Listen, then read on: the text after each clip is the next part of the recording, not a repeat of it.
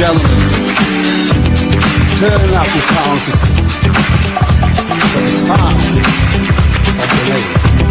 Whoa, whoa, whoa, whoa, 'cause I'm your baby tonight. You touch me honey, yeah. You touch me funky, yeah. Come on and love me, yeah. Man, 'cause I'm your baby tonight. You touch me honey, yeah. You touch me funky, yeah. Come on and do me, yeah. Man, 'cause I'm your baby tonight. Every time when I see the look in your eye, feeling good, feeling right. Yes, I wanna love you, baby. I wanna touch you, darling, tonight. Yeah, 'cause I'm your baby. Welcome to the Geri G Show, broadcasting from Global TV and Good People TV. Today, I'm super happy to be interviewing South Africa's famous musician and singer, Dawnay. He has taken the world by storm. Let's make some noise, mister! You touch me, mommy. And receiving worldwide recognition. Dawnay is a recording artist, musician, and singer, producer, musical director, and affiliated with SAMRO, long-standing member of South African Music Rights Organization.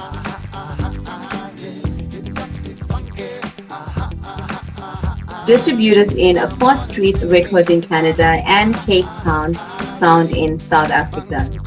His signature style is known to be melodic, lively, and contagious music. When I think about you, the crazy things we used to do. Oh, I love you, my granddad. When I think about you. He is a champion of an insurmountable melody that crosses over into other continents. Welcome to the show, Dawnay. It's so exciting to have you on board today. Thank you for that beautiful introduction. Most of it is true. Yeah, it's good to be with you tonight. I'm excited. I'm also so glad you're here. So Dawnay, I'm going to take you back a very, very long time ago. What made you decide to pursue a career in entertainment? I'm from a musical family. So my father had a band and there was just instruments around at home. So if you go to one of the bedrooms, there was always, they were rehearsing, and when they didn't rehearse, the equipment was still up, and I would mess around, on the guitar or keyboards and on the drums. And finally I found my instrument, which was drums, and I ended up being a drummer for many bands in South Africa.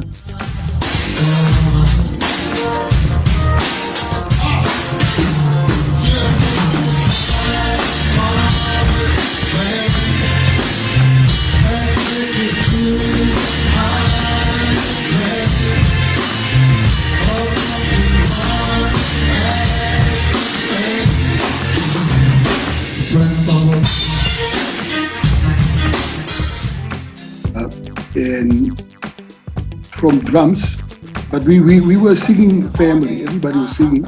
We would sing like on these winter nights that we have now. Everybody would sit and there would be a fire and we would just be singing. So the singing was just part of it, but the drums really interested me as a young boy. So I started playing drums from about 8 years old. And when I started playing in the band with my father's band, he asked me, I think the drummer left, and he said, "You must. Are you interested to play with the band?" I said, "Yes, Daddy."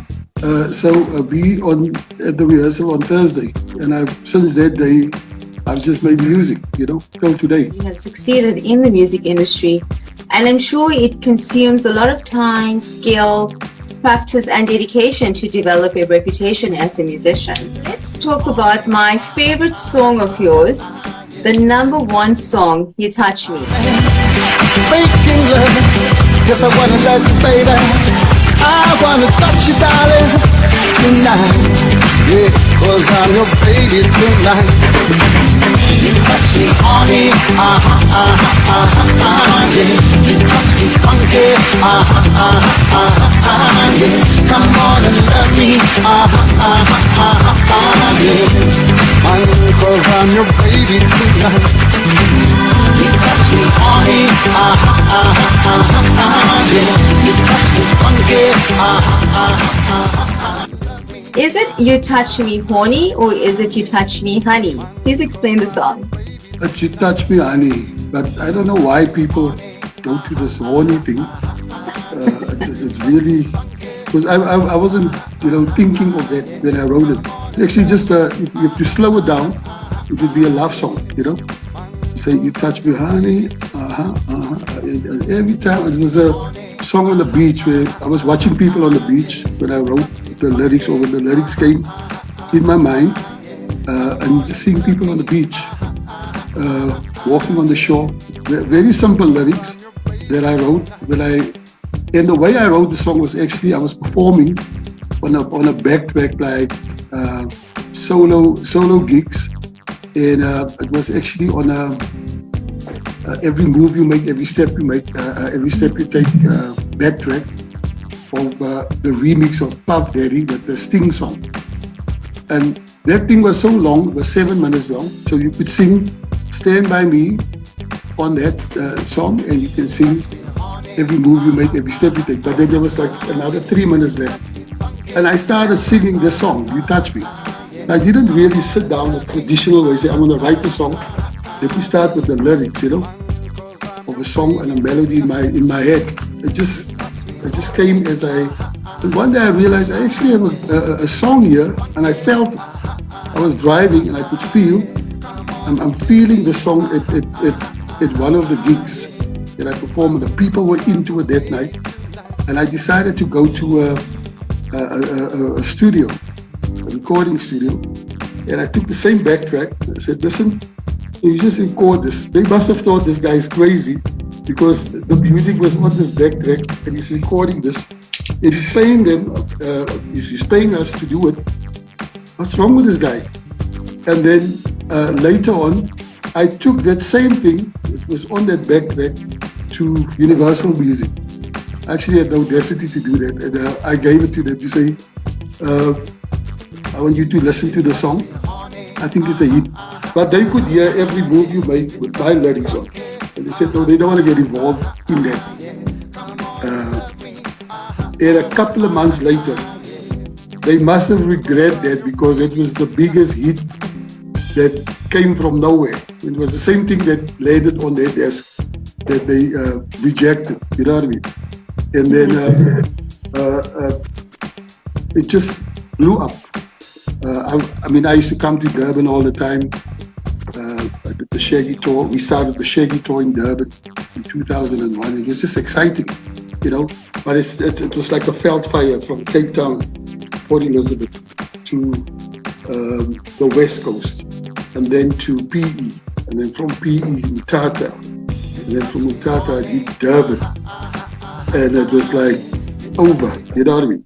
So I'd like 40 flights to Durban a month, Durban and Joburg, but most of the flight was to Durban. So I was like sort of living in Durban and in Cape Town, because I was like in those two places most of the time. Absolutely incredible. This song I hold very, very dear to my heart. From the time I was a teenager, I can remember nightclubs playing the song all the time. This track had to be played at every event. And for me, the song triggers such amazing memories. It will always be special to me. That's why you will always be special to me, Dawnay. But I know I got the thing that makes it move. Just play my groove. She put on her dancing shoes. DJ, play me my favorite song. When I listen to You Touch Me, and then it takes me back from all the memories I have from the beginning, when it started playing on the radio, till to different events in my, where it was happening, and it's like any other song that you have. But because it was mine, it feels different. But I can relate to that. A song like "Endless Love," for instance, when that came out years ago, I was still a small a youngster, and it came out. A song like "Paradise Road," for instance, I remember when I saw it the first time. So those are the things that songs does. It takes you back in time, It takes you exactly back in time. But that song took me to Durban. I remember 100 on Point. It used to be a queue there on that street. There was 3 floors. We were playing where the band was playing. And it was just amazing when I get to Durban, the airport, it's like everybody's waiting for me to come, and they know I'm there, they're aware of me, that I'm there. That's just my feeling, but it wasn't like that. It's just like there was some crazy vibe in the air, and even when we're flying, and you're in the sky, you see the clouds. The clouds look different. It looks like different images that you see. So when I hear the song, I see all these things. I remember all these things of those trips, those visits to the different places, the different stages. Sometimes we play in small places, then the next day we play on a big stage, So everything is all different. Like you can play in Sandton tomorrow, and then you play in Eldorado Park or in Reveille, and then you in Rivonia doing a big function for a big company. So it's just crazy, crazy memories. Well, I think that song would always be a hit. It just doesn't die down at all.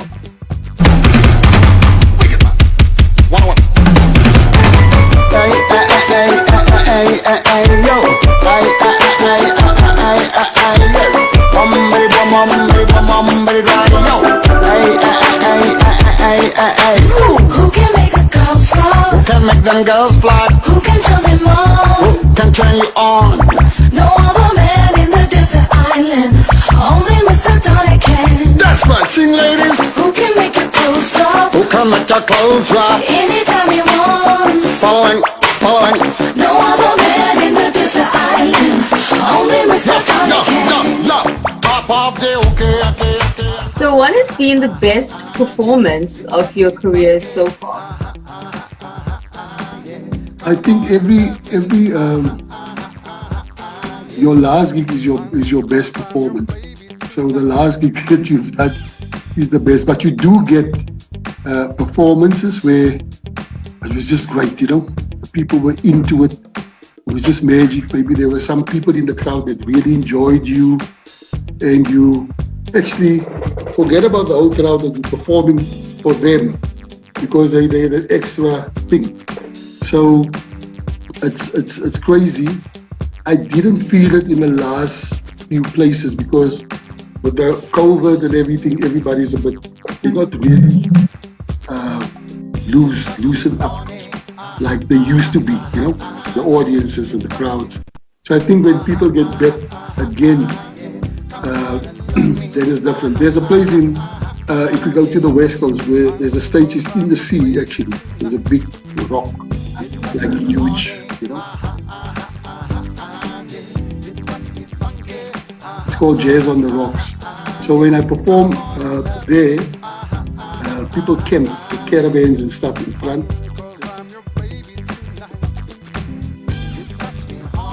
There's like 8,000, 10,000 people in February till from the 8th till 28th to the Sunday, right?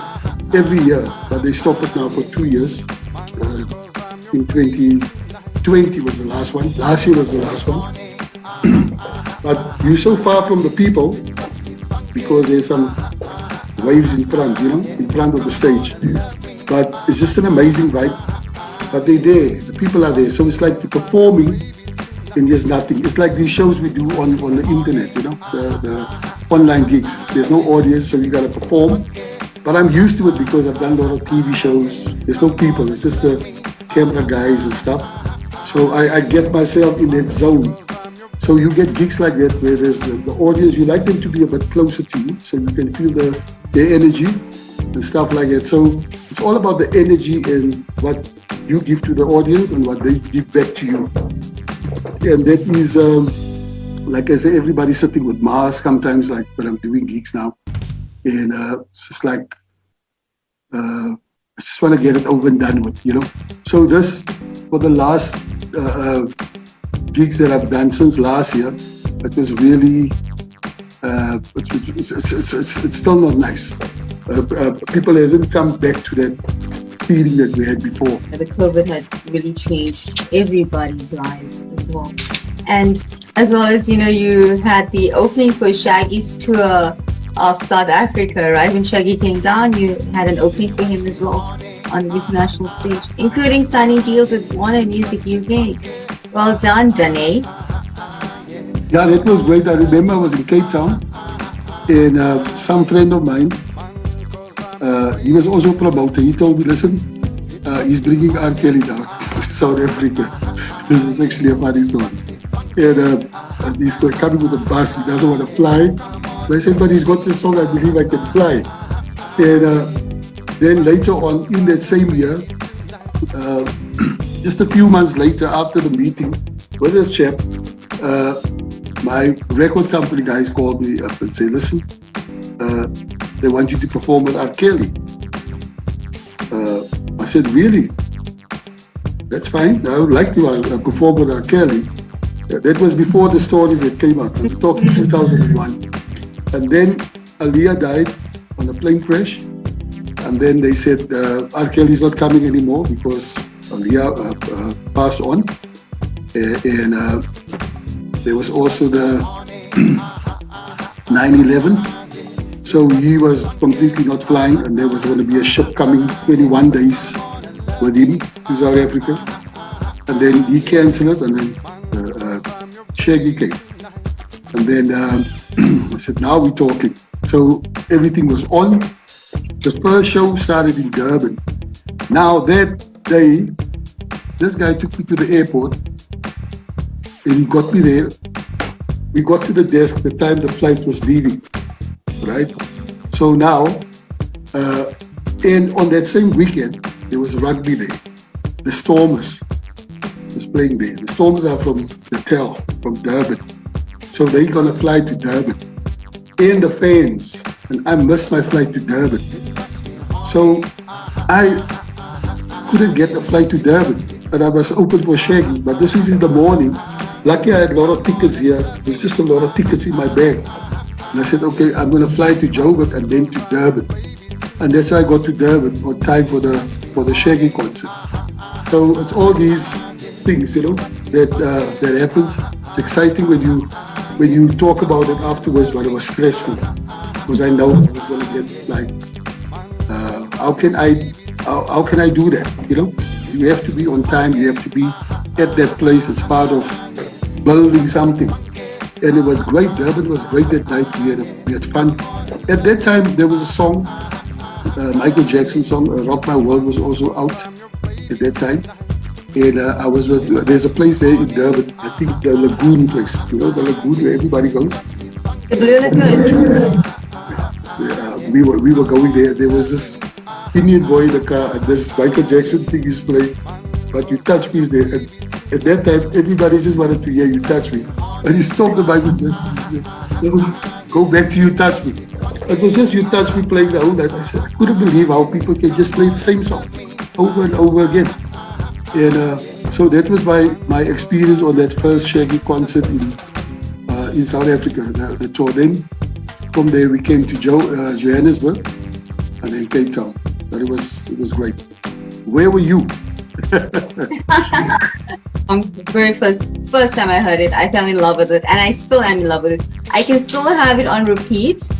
Preparing for your interview, I had your song on repeat, and it still feels the same. It just would never die.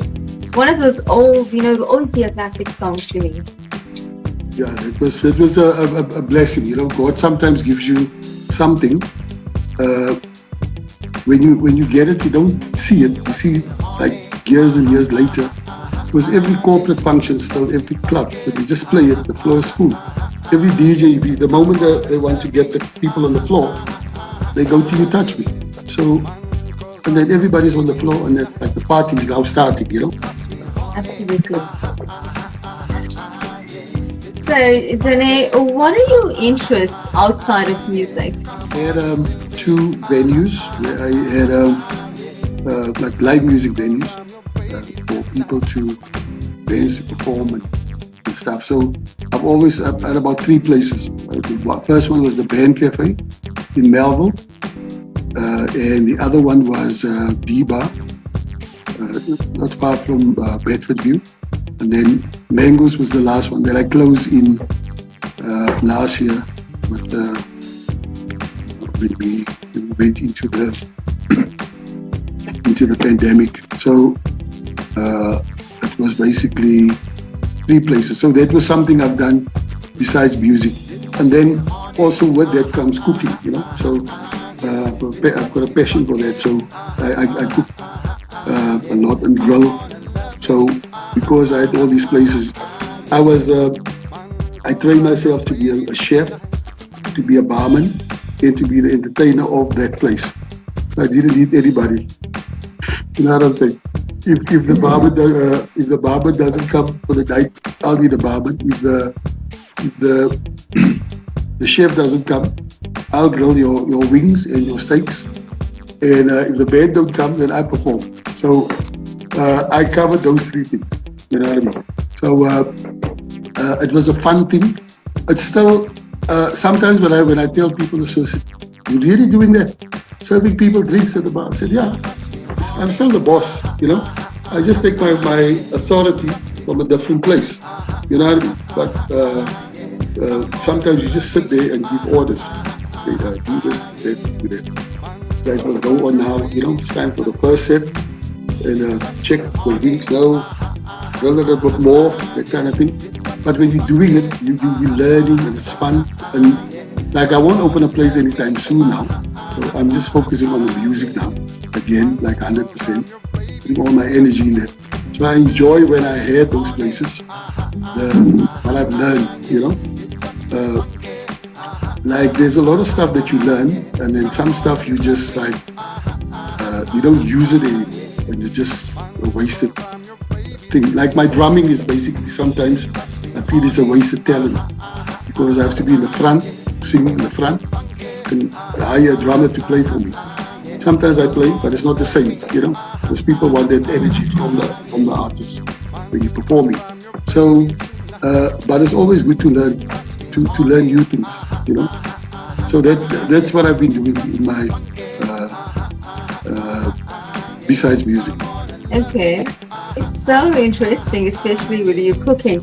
I also, I don't cook a lot, but when I do, I believe that when it's presented, you've got to first eat with your eyes, and presentation is 100% for me first. I'll send you some pics.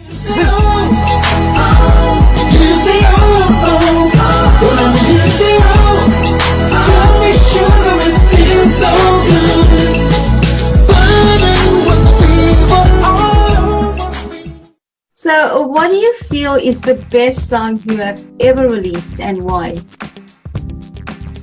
I think You Touch Me is not the best song I've ever released. I think the last song I just released, Feels So Good. That's the best song that I feel the performance and everything. Touch Me is a hit song. The performance was very good because people love it. And it was outrageous. You get good, great, brilliant, and outrageous. So when it's outrageous, it's you can't go further than that. So that's the people's opinion, but my personal opinion on a good performance on a song, I feel So Good for me is the one that I would pick as a good song and a good performance. But what I like and what the people like, what the audience want outside is two different things. So we got to be careful that you don't like promote the stuff that you like, that your personal choice might not be the one. But when I wrote You Touch Me and when I recorded, I just had that one song. I didn't have other songs. It was the only song that I did, and it was just a hit. It was unbelievable. You know what I mean? Now, after that, we recorded the album, You Touch Me, the album. And You Touch Me was still bigger. So all the other songs that I've released is still just in the shadow of You Touch Me. Doesn't matter how great the songs are. So You Touch Me would be just the most popular song. Sometimes it's not good for me, sometimes it's good for me. So I'm just enjoying it, you know, because it is what it is. There's nothing I can do. I have to come with another song. I don't know how and when, if it's going to happen. But it's like when you have a horse that's winning the race all the time. That You Touch Me, you know. It's just winning the race all the time. And the other songs are playing, as long as they're playing on the radio and people know about it, it's fine. I accepted that, and I'm okay with that now.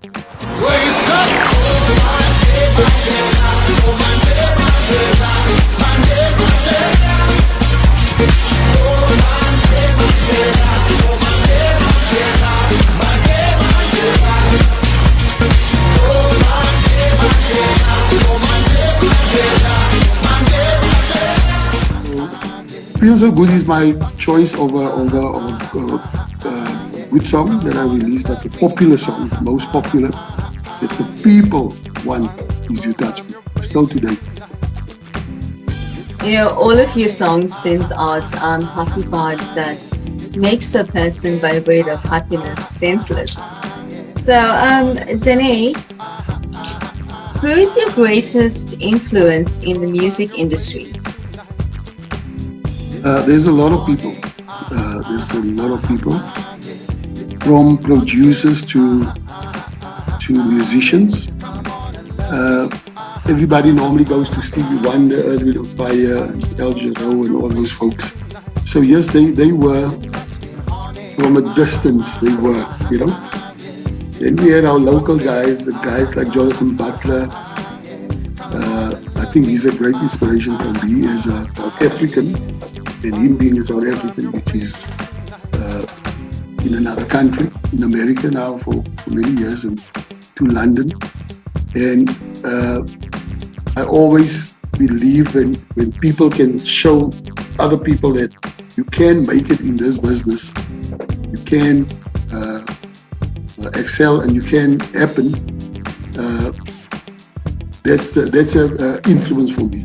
But from the playing, and from where they come from, you know, from those humble beginnings where they come from, to where the guys are, that inspires me.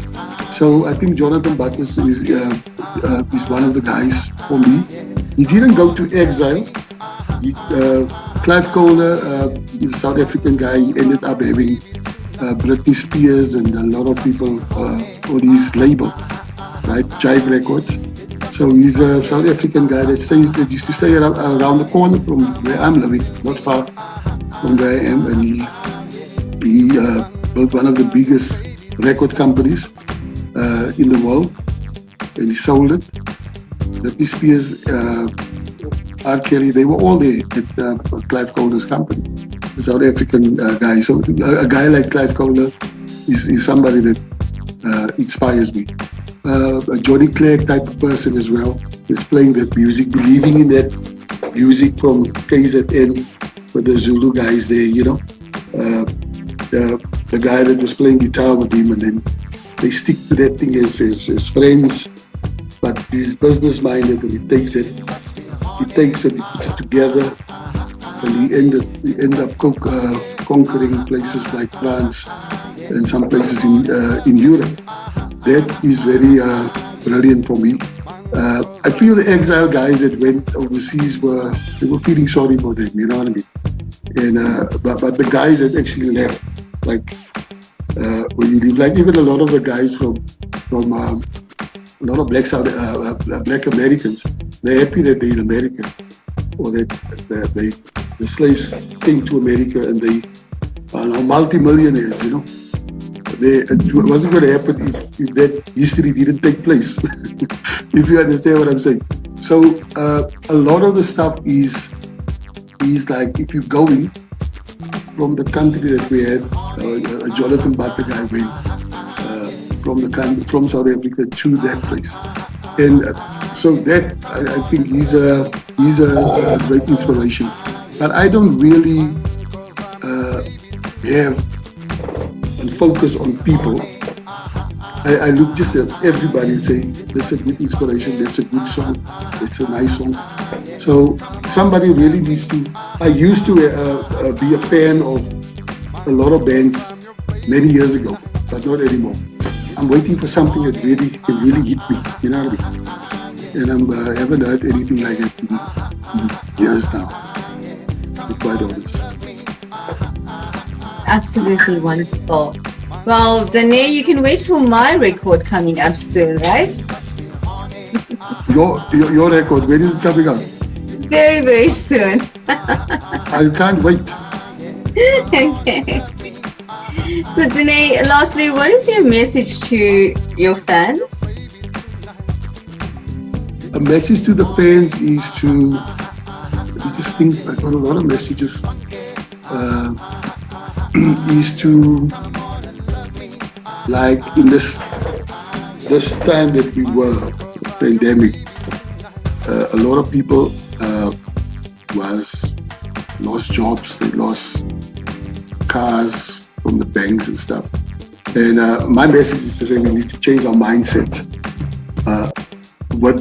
We must save and invest in ourselves, you know, as people.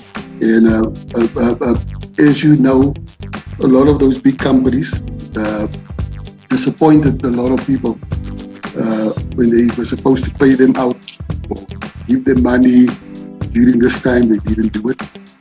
So we need to make our own banks and our own savings. So if anything like this ever happens again, then we can be more prepared. So we need to look at it. I think stop impressing people that we don't know and just like save more, you know. Because I've seen a lot of people that lost a lot of things, and it's heartbreaking, you know, to see that. So my message would be, besides being telling people to make a lot of money or be sexy and funky and good looking, think of that and how you can be more prepared for something like this, because this world that we live in right now, we don't know if it can happen again when this is over. Something else can come again, you know. So that's my message. And then the last message is for the politicians, mainly, I would say, don't become what you fought against all these years, you know.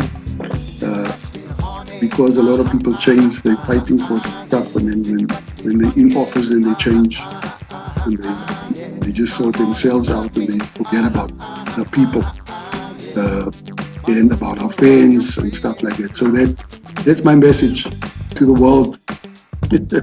Thank you so much for joining me today. Continue being the amazing musical artist that you are, and keep on entertaining, because we simply love your music. It is absolutely phenomenal. Thank you so much. Thank you so much, and everybody from the media agency and Real Models. And thank you to you and for the patience you had with the load shedding and stuff that we that postponed this whole thing.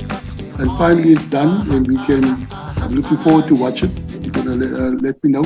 And when I'm in Durban, definitely you're coming with the whole crew there, wherever the gig is. I'm going to be your number one fan there. Beautiful, thank you. And to everyone watching, thank you. Till next time with more of my VIP guests. Bye-bye. Honey,